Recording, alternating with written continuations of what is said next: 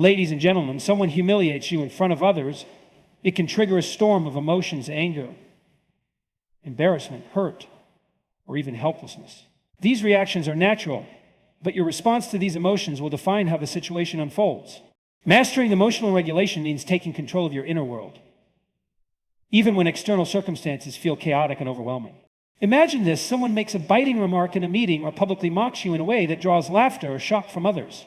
The instinctive reaction might be to lash out, defend yourself, or retreat in shame. However, these responses often escalate the situation or leave you feeling more defeated. Emotional regulation allows you to pause and choose a different path, one of strength, dignity, and composure. Start by grounding yourself in the moment. Take a deep breath and feel your feet planted firmly on the ground. This simple act can help center you and prevent an immediate, emotionally charged reaction. Remind yourself that the humiliation reflects more on the person delivering it than on you. People who seek to humiliate others often do so out of insecurity or a need for control. Recognizing this can shift your perspective and reduce the sting of their words or actions. Once you've centered yourself, focus on maintaining calm body language. Avoid crossing your arms, fidgeting, or displaying signs of discomfort. Instead, stand or sit upright, make steady eye contact, and keep your expression neutral. This communicates confidence and control, even if you're feeling anything but. Your composure will often disarm the offender and signal to onlookers that you are unshaken by the attempted humiliation. Another aspect of emotional regulation is reframing the situation internally. Ask yourself, what can I learn from this moment? How can I grow from this experience? This shift from victimhood to empowerment allows you to reclaim control over your narrative. The humiliation then becomes an opportunity for growth rather than a setback. It's also important to resist the urge to retaliate. A well-regulated response is not about suppressing your emotions, but channeling them constructively. Retaliation might feel satisfying in the moment, but it often fuels further conflict and diminishes your dignity. Instead, respond thoughtfully if response is necessary, or choose silence as a powerful alternative. Practicing emotional regulation is not an overnight process. It requires self-awareness, patience, and consistent effort. Techniques like mindfulness, journaling, or even seeking guidance from trusted mentors can help you build this skill over time. The key is to view every challenge as an opportunity to strengthen your emotional resilience. When you master your emotions, you gain the power to navigate humiliation and adversity with grace. You show others and yourself that your worth is not dictated by external circumstances, but by the strength and clarity you bring to every situation. Emotional regulation is not just a defense mechanism, it's a foundation for living with integrity and self-respect. When someone humiliates you in front of others, the situation can feel all-consuming, as though the spotlight of judgment is glaring down on you and will never fade. The truth is, most humiliations are fleeting in the eyes of others, even if they feel permanent in your own. Maintaining perspective allows you to separate yourself from the moment and recognize its impermanence and often its insignificance in the grander scheme of things. Imagine a scenario where you're the target of a cruel joke or belittling comment in a group setting. At that moment, your ego feels wounded, and the instinct to react, whether by arguing, leaving, or succumbing to shame, can take over. But instead of letting the moment consume you, step back mentally. Remind yourself that while this moment may sting, it does not define you. The way you handle it, however, can become a defining element of your character. Ask yourself, will this matter a day from now? A week? A year? Most likely it won't. People have short attention spans, especially when it comes to the missteps or vulnerabilities of others. What feels monumental to you in the moment may be forgotten by the audience within hours. Keeping this in mind helps diminish the weight of humiliation and allows you to navigate it with less emotional investment. Maintaining perspective also involves recognizing the motivations behind the act of humiliation. People who seek to embarrass others often do so to mask their own insecurities or to gain social dominance. Understanding this shifts the narrative from what's wrong with me to what's going on with them. This reframing empowers you by focusing on the insecurities of the offender rather than your perceived flaws. Another key to perspective is viewing the situation as a learning opportunity. Ask yourself, what does this experience teach me about myself, the dynamics of the situation, or even the person attempting to humiliate me? Perhaps it reveals an area where you can grow stronger, an insight into how others operate under stress or competition. This mindset transforms adversity into a stepping stone for growth rather than a roadblock. It's also helpful to detach emotionally from the event by seeing it as if you were an outsider. Imagine watching the moment unfold as a neutral observer. This mental exercise creates space between you and the event, allowing you to see it with greater clarity and objectivity. With this detachment, you can assess the situation without being swept up in the emotional tides. Finally, remember that everyone faces moments of public embarrassment at some point. You are not alone in this experience, nor are you defined by it. People tend to respect those who can handle humiliation with grace and poise, seeing them as strong and resilient rather than weak or broken. By maintaining perspective, you claim the power to rise above fleeting discomforts and reaffirm your inherent value. You demonstrate to yourself and others that your worth is not tied to how others treat you, but to the steadiness of your character in the face of adversity. When faced with public humiliation, one of the most difficult but essential responses is maintaining composure. Reacting with anger or defensiveness may feel like a natural instinct, but such reactions often play into the hands of the person attempting to humiliate you. Instead, demonstrating self-control and calmness conveys strength, undermines the intent of the offender, and shifts the power dynamic in your favor. Composure is not about suppressing your emotions to the point of denial, but rather channeling them in a way that aligns with your long-term goals and values. A composed response sends a clear message. You are in control of yourself, no matter how chaotic the situation may be. This control forces others to reevaluate their perception of you, often dismantling their ability to see you as weak or easily shaken.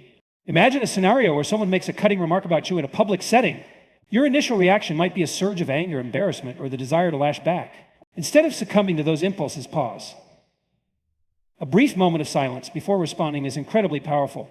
It shows that you're thoughtful and measured rather than reactive and emotional. Responding with composure doesn't mean you have to remain silent or passive either. A calm, confident statement can disarm the offender without escalating the situation. For example, responding to an insult with a neutral observation like, "It seems like you're having a rough day," can shift the focus back onto the without compromising your dignity. This kind of response highlights your self-assuredness and subtly calls out their behavior without aggression. Moreover, maintaining composure allows you to assess the situation strategically.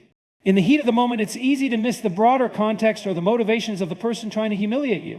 Perhaps they're acting out of jealousy, insecurity, or a need to assert dominance. Recognizing this while staying calm allows you to address the situation with clarity and intention. Self-control also has a ripple effect on those witnessing the interaction. People are naturally drawn to individuals who exhibit grace under pressure. By handling public humiliation with poise, you earn the respect of onlookers and shift their focus away from these remarks to your dignified response. Over time, this earns you a reputation as someone who cannot be easily rattled, a trait admired in both personal and professional settings. Practicing composure requires preparation. Start by cultivating mindfulness in your everyday life. When you become more aware of your emotions and how they manifest, you gain greater control over how you express them. Techniques like deep breathing, visualization, or even rehearsing potential scenarios can help you stay centered when the unexpected happens. Ultimately, responding with composure isn't about ignoring the hurt or pretending it doesn't exist. It's about choosing not to let the actions of others dictate your behavior or your self-worth. In every moment of humiliation, there is an opportunity to rise above, to turn what could be a source of shame into a demonstration of unshakable character. When you do, you don't just survive the moment, you transform it. When someone humiliates you in front of others, it often feels like an attack on your dignity. It's easy to let those moments define you, to retreat into self-doubt or to allow bitterness to take root. But what if you could use those moments as fuel, as catalysts for growth and strength?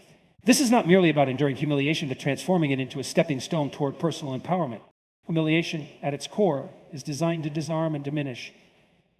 Yet, the impact it has on you depends largely on your perspective. While the initial sting may be unavoidable, the way you choose to process it determines its long-term effect. Instead of seeing humiliation as a reflection of your worth, view it as an opportunity to develop resilience, humility, and emotional intelligence. The first step is to detach yourself emotionally from the act of humiliation. This doesn't mean suppressing your feelings, but recognizing that the act says more about the person who humiliated you than it does about you. Their intent may have been to gain power, deflect attention from their own insecurities, or assert dominance. Understanding their motives helps you reframe the situation and avoid internalizing their actions. Once you've gained some perspective, reflect on what the experience can teach you. Painful as it may be, humiliation often reveals areas where we can grow. It might shine a light on certain insecurities we hold or show us the value of remaining composed under pressure. For example, if someone mocks your ideas during a meeting, instead of letting it crush you, consider how you might better articulate your thoughts or develop confidence in your delivery. This approach transforms humiliation into a learning experience that strengthens you. Another powerful way to turn humiliation into strength is to channel the energy it generates into action. Use the experience as motivation to excel, to prove to yourself and only yourself your true capabilities. Whether it's honing a skill, achieving a goal, or addressing a weakness, Taking action restores your sense of agency. It reminds you that you are not defined by others' perceptions or their attempts to undermine you. Well, humiliation also offers a chance to cultivate empathy. Experiencing it firsthand deepens your understanding of how hurtful words and actions can be. This insight can make you a more compassionate person, someone who uplifts others instead of tearing them down. In this way, humiliation doesn't just make you stronger, it makes you kinder and more aware.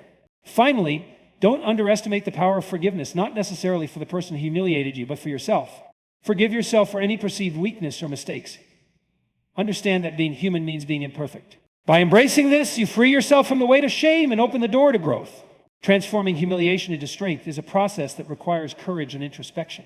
But when you rise above the hurt and emerge stronger, you not only reclaim your power, but also inspire others to do the same. The moments designed to break you can become the moments that define your strength. When faced with humiliation in front of others, the immediate instinct for many is to lash out, to seek revenge, or to restore a wounded ego by retaliating. While this reaction is understandable, it rarely leads to lasting solutions or personal growth. Instead, it often perpetuates a cycle of negativity. The alternative approach, seeking wisdom, rather than revenge, allows you to rise above the situation and transform the experience into a source of strength and insight. The first step in seeking wisdom is to pause and reflect. Humiliation can trigger intense emotions, anger, shame, and even fear. These feelings can cloud your judgment and lead to impulsive actions.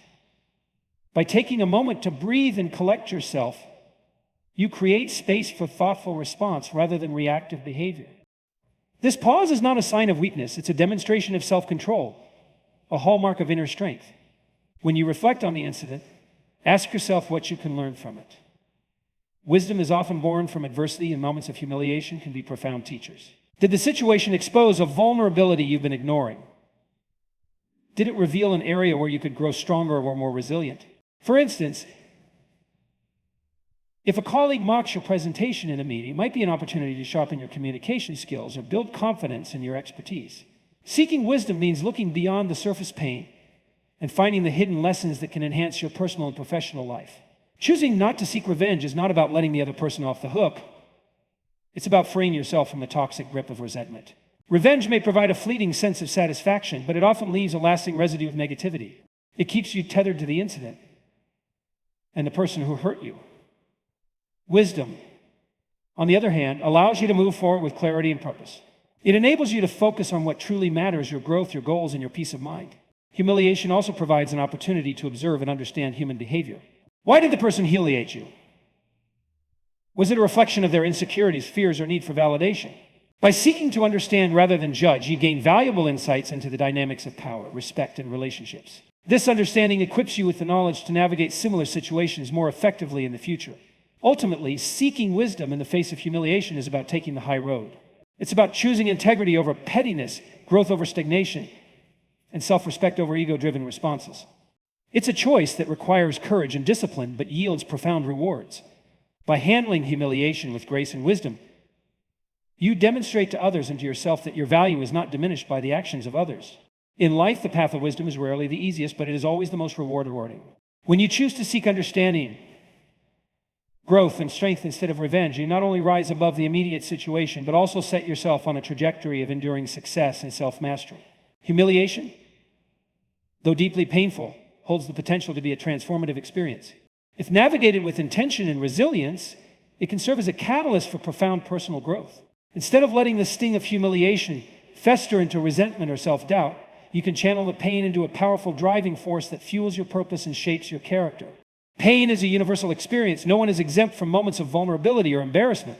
But what differentiates the strong from the defeated is not the absence of pain, but the ability to transform it into purpose. This process begins with a shift in perspective. When someone humiliates you, they often intend to diminish your sense of worth or power. However, their actions reveal more about them than they do about you. The key lies in refusing to let their negativity define your narrative. Instead, use the experience as a reminder of your ability to rise above, adapt, and thrive. One practical way to transform pain into purpose is by setting meaningful goals in response to the experience. For instance, if the humiliation stems from a perceived weakness or shortcoming, commit to addressing that area with focus and determination. If someone mocks your professional abilities, channel your energy into honing your skills, learning more, and excelling in your field. Let their criticism become the fire that ignites your drive to achieve greater things. Moreover, The act of transforming pain into purpose involves cultivating empathy and understanding. Humiliation often brings with it a heightened awareness of what it feels like to be on the receiving end of disrespect or cruelty. Use this awareness to guide your interactions with others.